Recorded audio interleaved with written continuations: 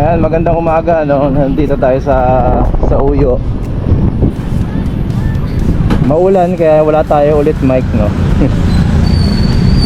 Yan ang problema natin kapag naulan. Tayo ay sumisigaw. Ayan. Baka meron kayong alam kung paano makakonect ng mga wireless, no? Sa mic ng GoPro.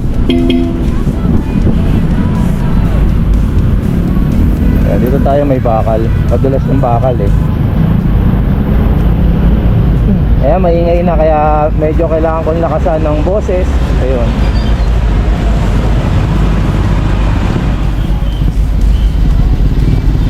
Yun, kasi meron din ako nakita nakakapag-vlog sila kahit umuulan. Dati ko naman ginagawa yun, no? Kasi waterproof naman to. Kaya lang sumisigaw nga lang ako. Saka yung isang helmet natin dati, medyo kaya natin mapalapit yung natin eh. Medyo mas malapit sa bibig. Kaya mas malakas. Oh, ba't dyan ka tumada? Saan ba yung ambulansya? Ayun, may ambulansya dito sa side na to.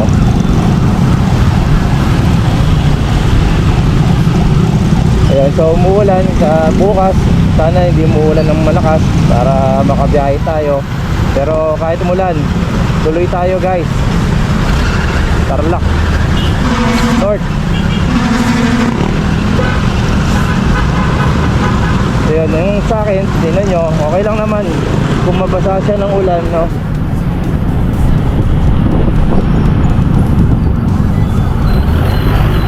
So nilagyan na natin ng ano to. Nahanap natin yung ambulansya. Okay, so na nakaraan, nauulanan, lumalabas yung bright, yung high beam. So ngayon nalagyan na natin ng na-sprayan na natin, pati para sa contact cleaner na rin yan. Ayan, nawala na siya. So kahit mabasa siya nung nakaraan, hindi na siya lumalabas. Kung lalabas man, siguro pumipitik lang siya, no? Pero ngayon wala na totally eh. Tapos 4 na araw tayong naggamit ng Dynamax nang walang charge, no? Nang natira 44%. So ngayon nakapag-charge tayo kagabi. Iba pa rin talaga ang fully charge. Lakas ng hatak. Malakas hatak kasi nasa isip natin pwede tayong bumira.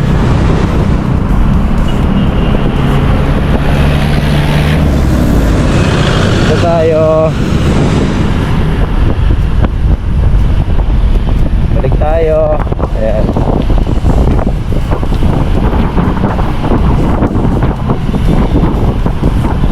So yun, sa Tarlac hanap tayo ng masarap na makakainan dyan. Siyempre kung mapalapit tayo sa hindi ko pa alam yung pinaka-eksaktong lugar, pero tayo babase lang tayo sa Waze, no? Yan ang kagandahan sa ngayon, sa technology ngayon, no? Dati bumabiyahe kami ng north pa Cubao, pa Tugigaraw. Nagtatanong-tanong lang kami ng daan, tapos may mapa lang gamit na, no? Saya, di ba? Yung pag mapa, tag nakita mo malapit na to, yung pala tagal ba walang biyahe.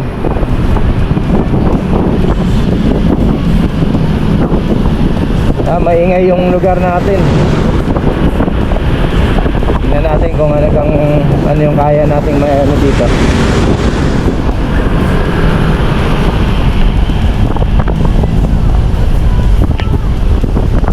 Madulas yung line na yan, yung may pintura.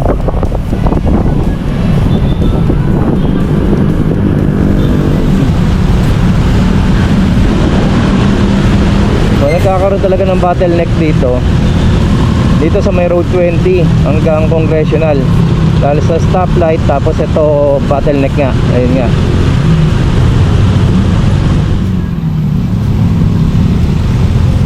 Mamaya bukan ko pumunta sa may EDSA para na tayo titignan ng potential client, no?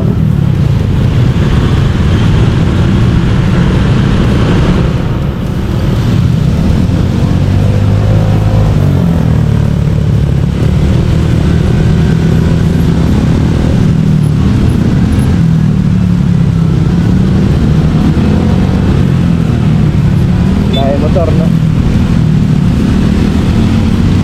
Marami pa rin nakamotor eh, pero pag tumaas talaga yan, dumadami na rin mga naka-e-bike, electric motorcycle. So yun. So ito yung magiging challenge natin, yung mga tag-ulan. Wag lang sanang bumabaha, no? Kasi kahit na motor naman eh, kahit nga 4x4 pa yan eh, natirik ka, kahit nga truck tumitirik sa baha eh.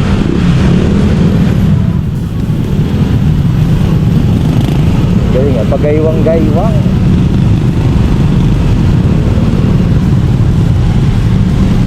Okay, so mag-end tayo ng video sa bago kumaliwa ng ano na congressional.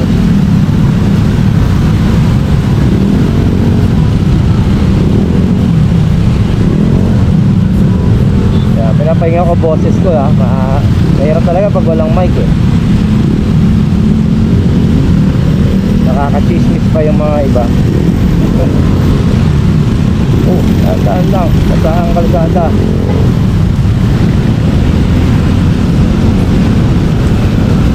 Okay, so dito na lang muna. Talagang ano, ang galing mo naman, nakita mo na ako eh, diba?